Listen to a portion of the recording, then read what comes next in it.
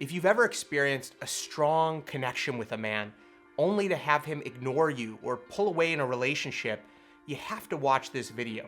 I'm going to reveal what men are really thinking when they pull away. I'm Jason Silver. I'm the dating coach for ambitious women. On my channel, Attract Great Guys, I reveal the truth about what men really want and about how to attract a high-quality guy into a committed relationship.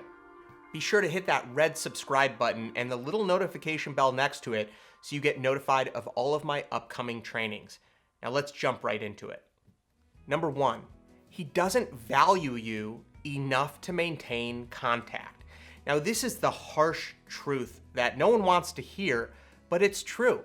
If I'm holding a briefcase filled with $10 million, the guy is going to call me. I don't care what he's going through. I don't care if he's got work challenges. I don't care if he's got personal challenges. He is going to get up out of his seat and make it a priority to come over to my office and grab that briefcase filled with $10 million. That is the power of real value. Stop giving him a bunch of excuses and reasons why it's okay for him to not maintain contact with you or be open and honest with you about what's really going on. The problem with giving these guys the benefit of the doubt is you end up lowering your own standards and your own needs to take care of someone else. And that never ends well because we need to be met halfway. In a relationship, it's so important to feel valued in addition to giving value to someone else. Now, the moment that someone just starts pulling away and you don't know why, a couple of things are happening. First of all, there's like this feeling deep down in your gut that something is going on that you don't know or understand. This means that there's not clear communication and there's a lack of trust because whatever he's told you or not told you, there's a spidey sense, there's something in your deeper intuition telling you that something is off. And you need to trust that because it's typically true. Now it becomes easy, instead of feeling sad or rejected, to take on the emotion of anger because anger gives us a feeling of power and control. And I can't tell you how many times I've spoken with women who have a strong desire to call him up and to tell him off and to reject him completely and say, oh, I don't want to talk to you because yada yada. You don't need to be angry. In fact, send the guy love and blessings in your mind. Now is not the time to feel anger.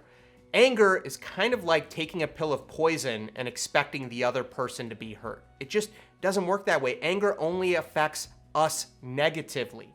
So instead of feeling angry, now is the time to focus on yourself. Why is it best to focus on you? Because you're honing in on your circle of influence. You are now becoming a creator for your life. You don't need to sit in the victim mentality. You don't need to sit in the blamer mentality. You can actually focus on being a creator and creating the relationship and the life that you deserve. But we can only do that when we're focused on what we actually have influence over. And we don't have control or influence over other people, only ourselves and how we approach dating. Now, I see this so often. What typically happens is a guy might pull away, he might ghost you entirely, not answer your calls or text messages, just disappear.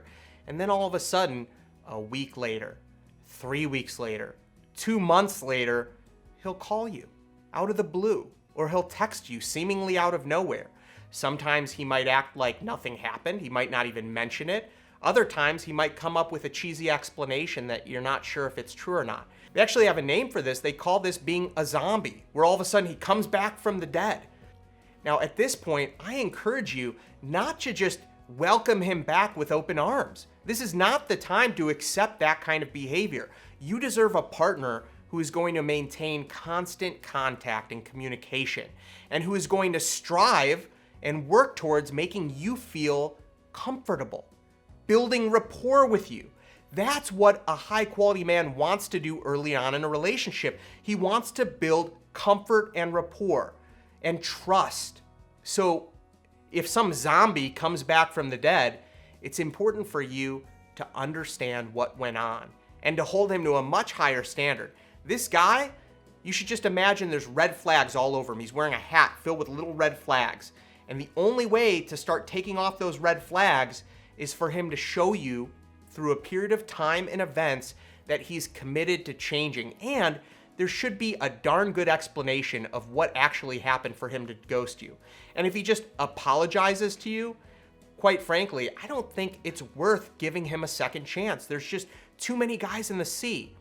In the beginning of a relationship, if a guy's gonna go out of his way to mistreat you, then imagine how a guy will value you after you've been dating for 3 or 4 years and he knows that he's got you hooked.